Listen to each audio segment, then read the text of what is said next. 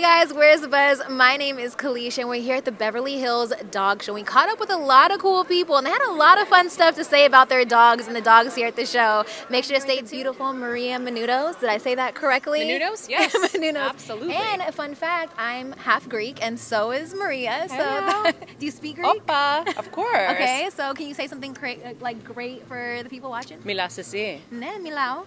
Oh, itene protimuculosa, que sí. Oh, my second, sorry. Oh, okay, no, I know. Igonisu que dio in Elines, ohi. Okay, so mi mama mo. Ah. Το πατέρα μου είναι Sri Lankan. Sri Lankan.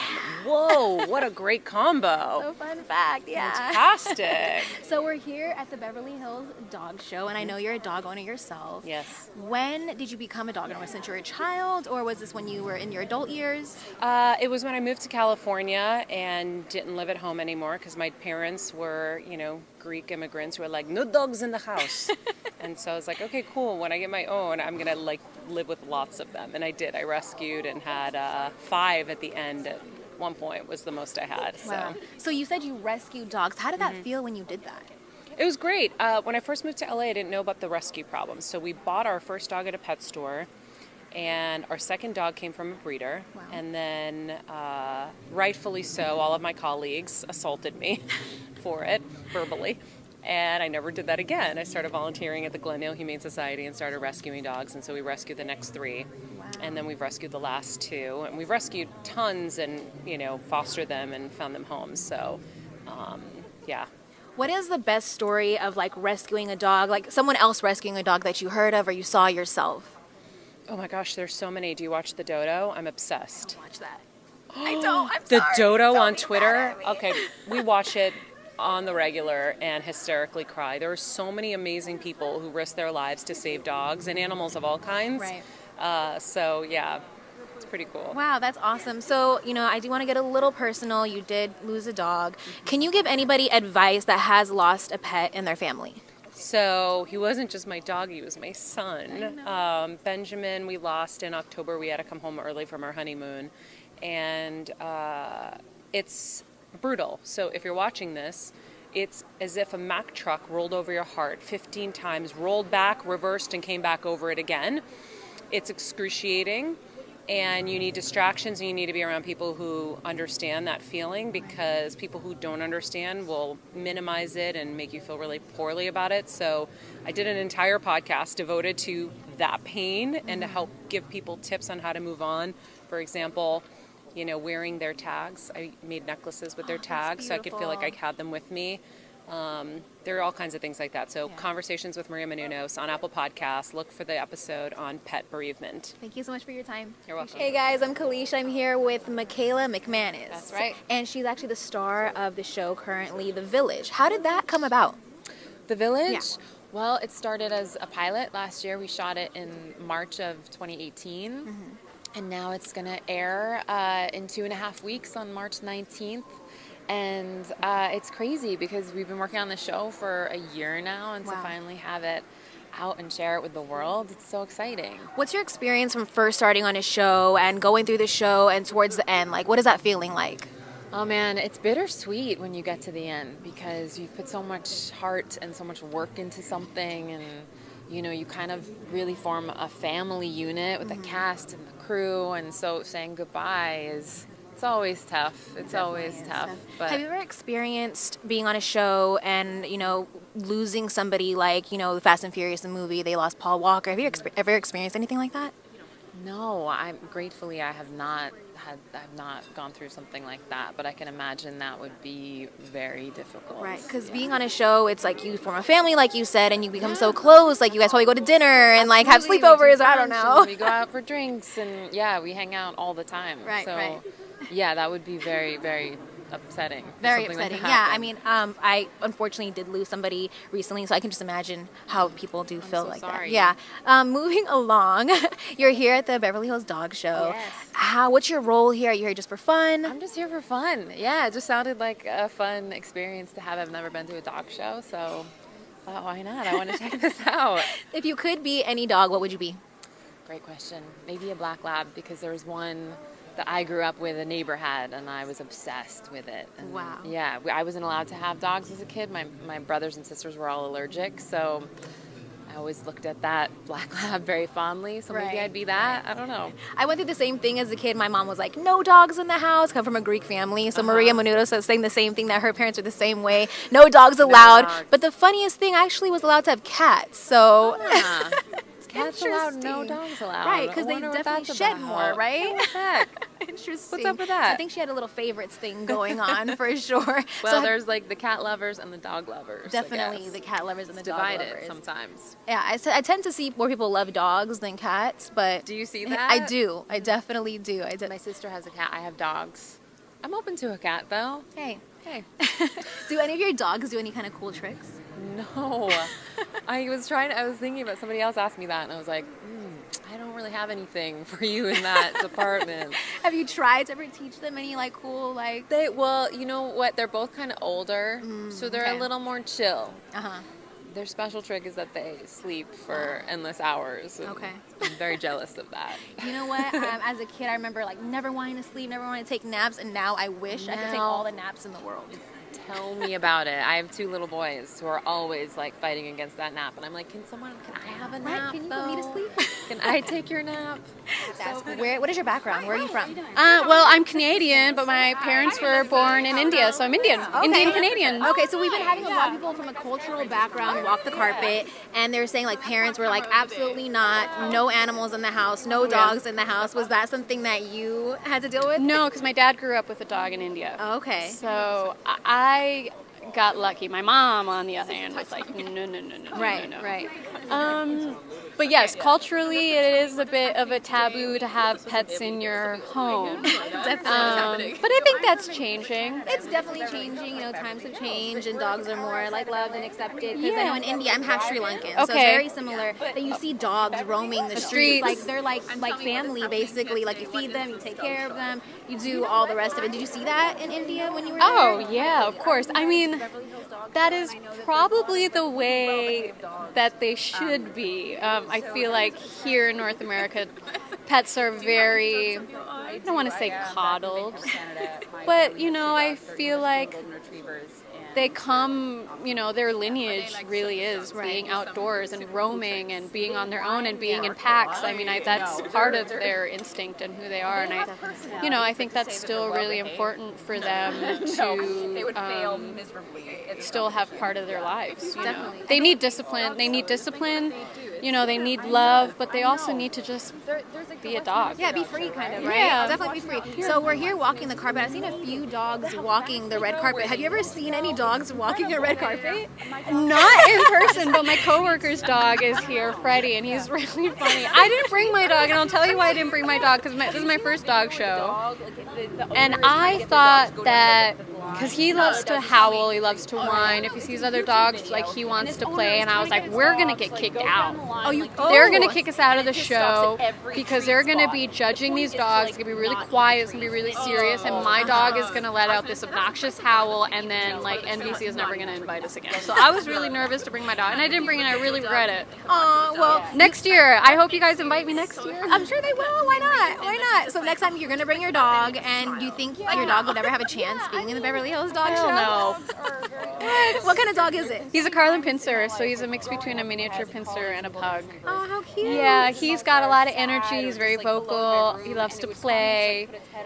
I remember there was an agility thing going on at the park. They just had like a random thing. And our dog took off, and he was so excited that he ran into the fence. Oh my God. He was just so worked up. And then the whole crowd went, ooh. Like, it was one of those. So, He was okay after, right? Yeah, he was definitely totally fine, but you're just like, oh God, that's so. Oh. What's like other than your dog running into a fence? What's something that your dog has done that you're like, oh my God, like I can't believe my dog just did this? I don't know, probably like Ada's vomit. Oh yeah, I've seen that before. I've definitely seen that before. I remember once that my dog like got out the front door and I thought he ran away and I was in tears and I was crying. Scary. And the next day I get a phone call from the front office of my apartments and they're like, "Hey, we found a dog. Does this belong to you?" And I'm like, "Yeah, that's my dog." Ooh, my dog that did that once. He Yeah. ran out onto the street, and it was my first time experiencing, you know, when you're so mad Right. at someone that you can't look at them. I couldn't look at him for 2 days. Oh my gosh. So mad because my he had gosh. gotten out and I thought he was going to get run over. Yeah. Just like that fear. Yeah. I couldn't look at him for No, 2 days. it, I was like, I can't. it hurts. I was Yeah. crying. I Yeah, was you- devastated. yeah. I was like my child. Yeah, Definitely. Well, that's, you know, as much joy as they bring into your life. I mean, you have to be prepared for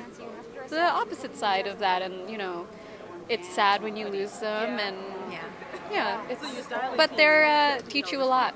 Definitely do. I think I'll be an amazing mother after having a dog. Yeah, of course you will.